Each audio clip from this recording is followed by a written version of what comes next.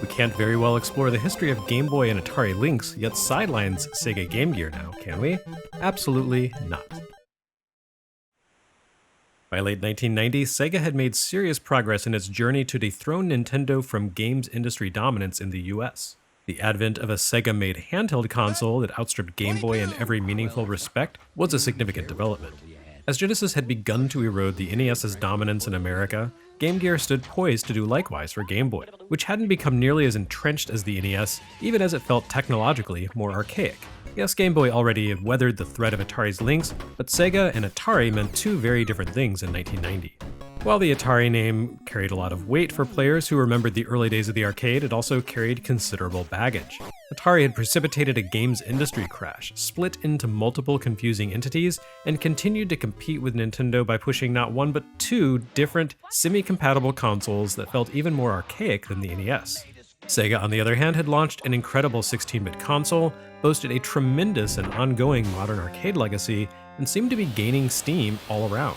In other words, the launch of Game Gear, which debuted in Japan on October 6, 1990, a few months ahead of its international launch, was the sort of thing to make industry watchers and game fans alike sit up and take notice. In many ways, Game Gear appeared to split the difference between Game Boy and Atari Lynx. It had the backing and clout of Sega, which meant its library would quickly encompass both classic games and current hits alike. It offered a full-color backlit screen like Lynx, but its internal hardware was somewhat friendlier to batteries. Sega based Game Gear's internals around the Master System spec, boosting the 8-bit platform's color depth while reducing pixel dimensions. It lacked the impressive sprite-pushing capabilities of the Lynx, but it was also less likely to burn its way through a set of 6 AA's in an hour's time. On top of that, it combined the comfortable landscape format of the Lynx while reining in that system's physical dimensions to something more portable than Atari's oversized, overly focus-tested original Lynx model. In other words, you can't properly recount the history of portable gaming without also taking time to survey Game Gear's library. And that's what we'll be doing from time to time moving forward in the form of Game Boy Works Gaiden overviews. Unlike with Atari and Lynx, Sega of Japan was pretty good about documenting official release dates for its games. Sega of America and Europe tended to play it looser, but we can nail down official debuts for a majority of Game Gear's library to the exact date. So from time to time as we hit milestone dates in Game Boy Works, we'll shift our attention over to Game Gear for an episode to catch up on Sega's offerings. These will appear more frequently than Lynx updates, since Sega ultimately licensed 5 times as many releases for Game Gear as Atari did for Lynx. But keep in mind that was still only about a fifth of the total Game Boy library. And unlike with Game Boy Works, we'll be covering 3 to 5 Game Gear releases per episode. And for those who are curious about the tech, this series is produced with a mix of original Game Gear carts and an EverDrive GG provided by Stone Age Gamer, played on an analog Mega SG with Game Gear card adapter. Video is processed through the analog DAC for monitoring and upscaled through an XRGB FrameMeister. Now, let's begin on October 6, 1990, with the 3 titles available for Game Gear at its Japanese launch: Columns, Pengo, and Super Monaco GP. Given Sega's heritage as a manufacturer of arcade hardware and maintainers of actual physical arcades, it seems only fitting that its debut releases for Game Gear would have ties to the company's arcade history. Of the 3 launch games, Columns' arcade connections were the weakest, but nevertheless undeniable. As outlined in the Dr. Mario episode of Game Boy Works, Columns got its start as a computer-based puzzle game in 1989. Created by Jay Gearstein, Columns was one of the first post-Tetris puzzlers to operate under match 3 rules rather than the line-clearing system of Tetris. Here, blocks in the form of 3 colored jewels fall into a well. Players can shift the order in which the jewels appear in each falling stack as the piece drops, and once a stack lands, it becomes fixed in place. When 3 jewel components of the same color line up in any arrangement, whether horizontal, vertical, or diagonal, they vanish from the field, and gravity causes any jewels above them to drop down into the vacant spaces left behind. The most basic move in the game is simply to connect 3 pieces of the same color, but players who can perform more advanced moves such as clearing 5 pieces at once or exploiting gravity to create chain reactions earn significant score bonuses. It's basically the same system we just saw in Clacks, with the difference being that the falling colored pieces drop in sets of 3 rather than 1 at a time, and you don't get the stylish fretboard vanishing perspective here. Normally Columns employs an ancient Egyptian theme, but that's largely absent on Game Gear. The Game Gear port allows you to choose from multiple block sets ranging from standard jewels to charming but hard to parse fruits. There are also 2 modes of play: Original, in which you play until the blocks reach the kill line at the top, and Flash, in which you need to clear clutter to match with a specific block at the bottom of the screen. It was basically mandatory for every portable platform to offer a Match 3 puzzler in 1990, and Columns was Sega's attempt. The game also appeared in arcades and on Genesis, but the company clearly favored the portable release despite it being less visually impressive on Game Gear thanks to its more limited graphics and a lack of split-screen effect, as it would ship as a pack-in with Game Gear systems when the platform launched in the US in April of 1991. In my opinion, this is the least of 1990's Match 3 games, lacking the relaxing groove of Dr. Mario and the constantly shifting objectives of Clax. Someone at Sega loved it though, and we would continue to see Columns sequels throughout the years. It's not great, but even so, Columns did at least demonstrate Sega's understanding of the importance of puzzle games to the success of a portable system. It's a solid start. A better case might be made for Pengo, a game that splits the difference between action and puzzler. Based on a minor 1982 arcade hit, Pengo brings the vintage title onto Game Gear quite faithfully. The visuals look somewhat different here than on the arcade machine, but Sega implemented a clever compromise to retain the personality of the original sprite work despite the Game Gear's reduced pixel resolution. The character sprites look more or less identical to those of the coin-op, but the environmental elements have been scaled down to fit a full layout onto the screen. The result is that the characters seem to be a little too big for their world and spill over into the visual space of the environmental objects, but this doesn't diminish the action in the least. Pengo is based around a grid, with the actual interactive hitboxes of all the characters fitting correctly onto the grid, with no frustrating glitches or cheap deaths. Admittedly, it wasn't that impressive a feat for a 1982 arcade game to be converted effectively to cartridge form in the year of our Lord 1990, but when it comes to vintage portables, things could always be a little tricky. Pengo makes its compromises in smart ways to maintain the integrity of the original work, and that's ultimately the ideal. As for the original concept here, it's a good one. Hailing from the early 80s, Pengo was, of course, a Pac-Man inspired arcade title, but it was one with a meaningful difference. Namely, you could wreck the maze. Pengo takes place in a series of ice mazes where creatures called Snobies chase our hapless penguin hero around. The hook, as in all maze chase games of the era, is destroy or be destroyed. The slightest touch of a Snowbee is instantly fatal for poor Pengo, but he does have one advantage over the unruly mob of bad guys. Pengo can kick the walls of the maze to weaponize the environment. Kick a wall block and it goes sliding across the maze until it hits another block or the edge of the screen. If you kick a block that has another block directly behind it, you'll simply pulverize the one you've punted.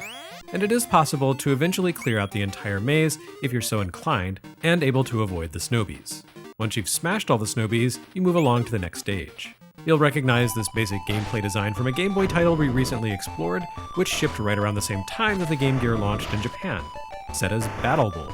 Pengo is basically the same thing, the urtext for the genre, but it lacks all the power-up considerations and stat modifiers of Battle Bowl, and it's stronger for its simplicity. Pengo's simple premise is enhanced by a few additional gameplay factors. For one thing, the Snowbees you see at the beginning of a round won't be the only ones you have to face off against. At the beginning of each round, several Snowbee eggs are seated in specific blocks of the maze, which flash momentarily before turning into seemingly normal blocks.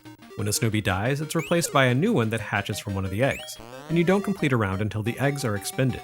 If you smash an egg block before it hatches, you take that replacement Snowbee out of action and earn extra points.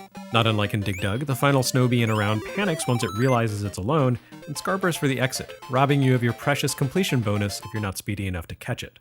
But the real road to riches, if points can be counted as cash, can be found in the 3 special blocks that appear each round.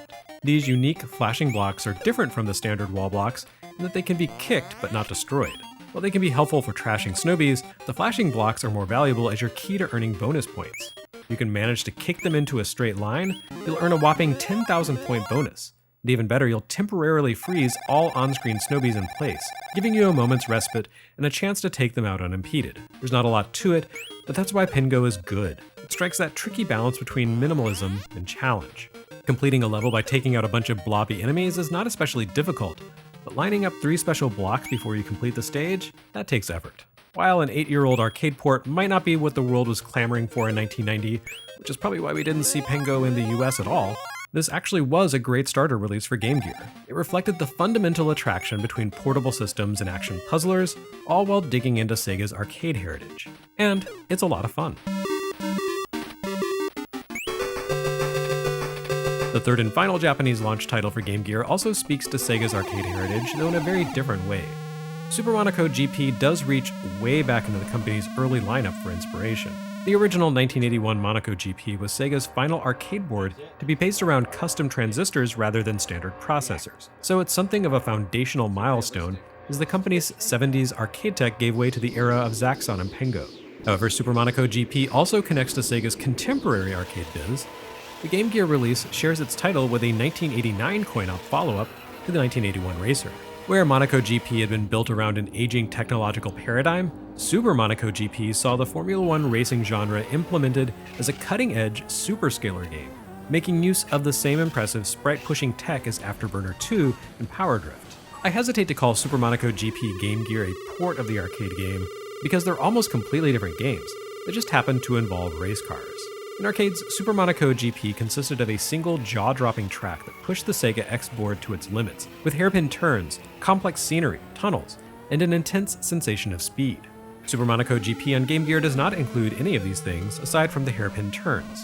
After all, Game Gear was basically a Sega Master System with a better color palette, and there's only so much you can expect from 8-bit console hardware. Atari Lynx probably could have pulled off a convincing approximation of the arcade game, but in terms of horsepower, the Game Gear wasn't a patch on Lynx. Unable to match the previous year's coin-op experience, a game whose visuals would have brought the Genesis to its knees, Sega compensated by making Super Monaco GP on the go a much larger game. The single stunning track found in the arcade has become 16 different courses spread across the globe. The track's environments lack all the arcade's roadside objects, such as stands and cavern walls. The majority of objects you'll spot here are signposts that indicate which direction you'll need to steer for the next turn. Players also enjoy considerably more control over their car's capabilities, too. At the beginning of the game, you have the opportunity to choose your transmission, your engine's emphasis on acceleration versus top speed, and the grip of your tires. While it pales in comparison to the similarly named arcade experience, Super Monaco GP on Game Gear was easily the best traditional racing game the world had seen to that point.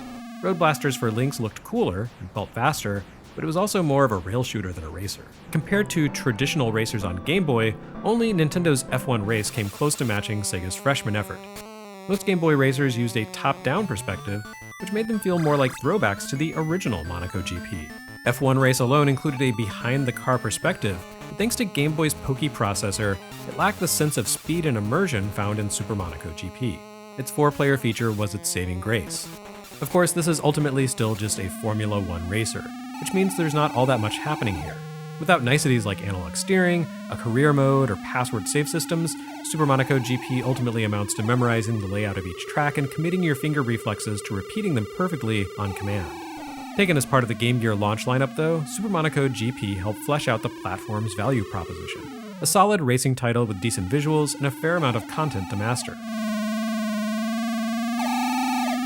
At its Japanese launch, Game Gear hit all the right notes to indicate Sega had been watching Nintendo's Game Boy strategy. It included a puzzle game, a classic arcade conversion, and a modern arcade adaptation that fulfilled players' expectations for sports and racing games. Super Monaco GP and columns would also appear at the system's US launch in April 1991, though Pengo would be replaced by games better suited to contemporary American tastes: Air Combat Sim G-LOC, and a trio of platformers including a Mickey Mouse title.